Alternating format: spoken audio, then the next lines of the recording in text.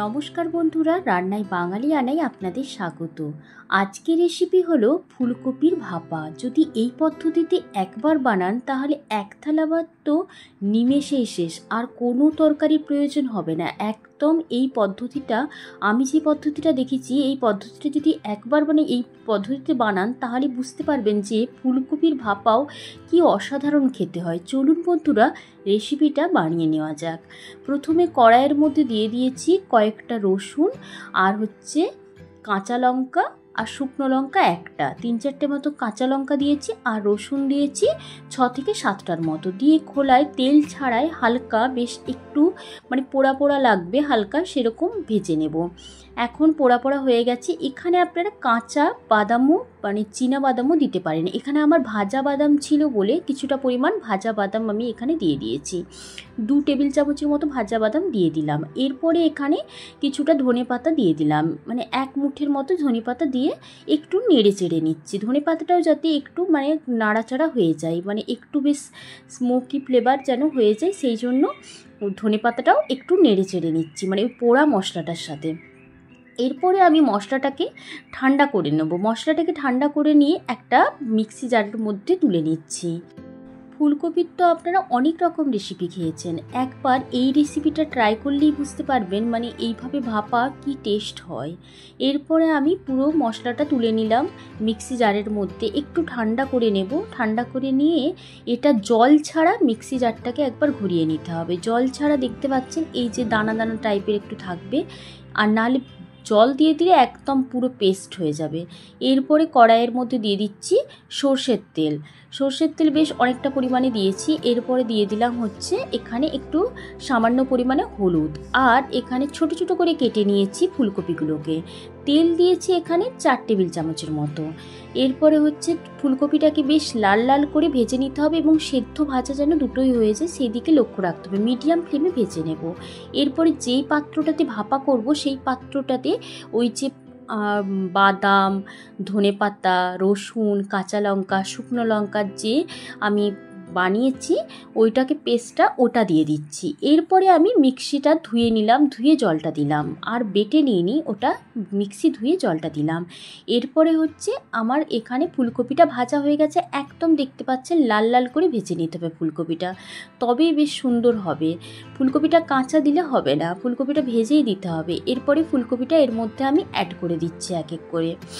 ফুলকপি দিয়ে দেওয়ার পর এরপরে আমি এক এক করে পুরোপুরি সব মশলাগুলোকেই ভাজতে হবে। এখানে আবার যেমন ফুলকপি দিয়ে দিলাম, এরপরে পেঁয়াজটা ভাজতে হবে। যেমন পেঁয়াজটা এখানে একদম বেরেস্তার থেকে একটু কম ভাজতে হবে। বেরেস্তা যতটা ভাজি তার থেকে একটু কম। একটা মাঝারি সাইজ পেঁয়াজকে ভালো করে একদম ঝিরিঝিরি করে কেটে নিয়েছি, যেমন বেরেস্তা হয় না ঠিক তারই একটু আগে পর্যন্ত ভাজতে হবে। খুব বেশি লাল করার দরকার নেই, একটু সোনালি বর্ণ হলেই হয়ে যাবে। এরপরে মিক্সি জারের মধ্যে আমি দিয়ে দিচ্ছি আরও একটা পেস্ট বানাতে হবে। পোস্ত দিয়েছি 2 টেবিল চামচ।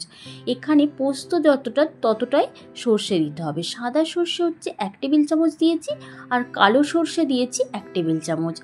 আর দিয়ে এরপরে এটাকে ঘুরিয়ে নিচ্ছে একবার মিক্সি জারে, তারপরে জল দিয়ে মিহি পেস্ট একদম করে নিয়েছি। এরপরে এই ফুলকপির ওপরে এই যে পেস্টটা দিয়ে দিলাম।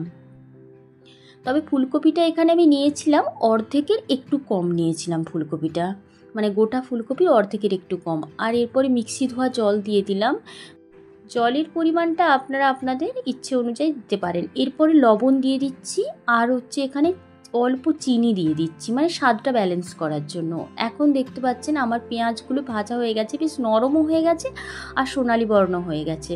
একটুখানি অল্প পরিমাণ এখানে দিয়েছি টমেটো কুচি। টমেটো কুচিটাকেও একদম ঝিরিঝিরি করে কেটে ওই তেলের মধ্যে ভেজে নিচ্ছি। যেই তেলটার মধ্যে পেঁয়াজটা ভাজলাম ওই তেলটার মধ্যে ভেজে নিলাম।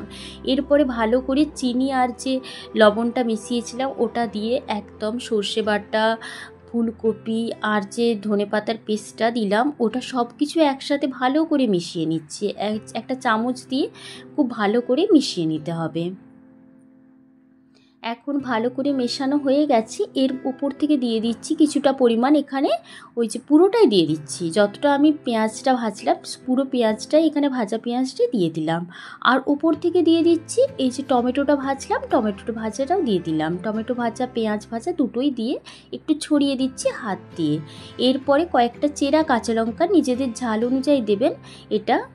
এরপরে দিয়ে দিচ্ছি আরও একটু জল, মানে ওই যে মিক্সিটা মানে একটু ছিল সর্ষে পোস্ত বাটা, ওটা থেকে একটুখানি ধুয়ে জল দিয়ে দিলাম। জলটা একটু দিয়েছি, এটাই আবার যখন ভাপা হবে একটু কমে যাবে দেখবেন, সেই জন্য জলের পরিমাণটা এরকমই রেখেছি আমি। এরপরে পেঁয়াজ ভাজা আর টমেটো ভাজা তেলটা, যেটা ফুলকপি পেঁয়াজ টমেটো ভাজা তেলটা এখানে দিয়ে দিচ্ছি। যতটা পরিমাণ ছিল মোটামুটি ততটাই দিয়ে দিলাম, যেইটুকুন তেল ওখানে ছিল বেঁচে সেই তেলটা পুরোটাই দিয়ে দিয়েছি।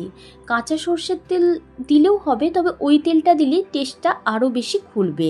এরপরে এটা ঢাকা দিয়ে একদম ভাপাতে দেব। প্রথমে এটা 15 মিনিট হাই ফ্লেমে ভাপাতে দেব, তারপরে গ্যাসের ফ্লেমটা বন্ধ করে 10 মিনিট আমি ওই পাত্রের মধ্যেই, ওই ভাপানোর যে পাত্র তার মধ্যে 10 মিনিট রেস্টে রেখে দেবো। তারপরে একটু ঠান্ডা হয়ে গেলে আমি খুলবো। এটা ঢাকা দিয়ে এখন 15 মিনিটের জন্য হাই ফ্লেমে দিয়ে দিয়েছি। এরপরে আমি এখানে 10 মিনিট রেখে দিয়েছিলাম। এখন একটু সামান্য ঠান্ডা হয়ে গেছে, তবে গরম গরম হলেই বেশি ভালো হয়। এরপরে হচ্ছে ঠান্ডা হয়ে গেছে, এরপরে খুলে দেখিয়ে দিচ্ছি। খুব সুন্দর দেখতে হয়েছে, দেখতে পাচ্ছেন। টেস্টটাও আপনারা বাড়িতে বানালেই বুঝতে পারবেন কতটা টেস্ট হয় এটা। আমার তো খুবই ভালো লেগেছিল। এরপরে এটা হচ্ছে আমি এক গরম ভাতের সাথেই পরিবেশন করে দেখাচ্ছি। আর ফুলকপিটাও একদম পুরোপুরি সেদ্ধ হয়ে গেছে, আমি হাত দিয়ে দেখিয়ে দিলাম। এরপর গরম ভাতে এটা পরিবেশন করলে, এটা গরম ভাতের সাথে এই রেসিপিটা দুর্দান্ত যাবে। আর বন্ধুরা, রেসিপিটি যদি আপনাদের সত্যি ভালো লেগে থাকে তাহলে লাইক কমেন্ট করতে ভুলবেন না, চ্যানেলটিকে সাবস্ক্রাইব করে দেবেন। ধন্যবাদ বন্ধুরা।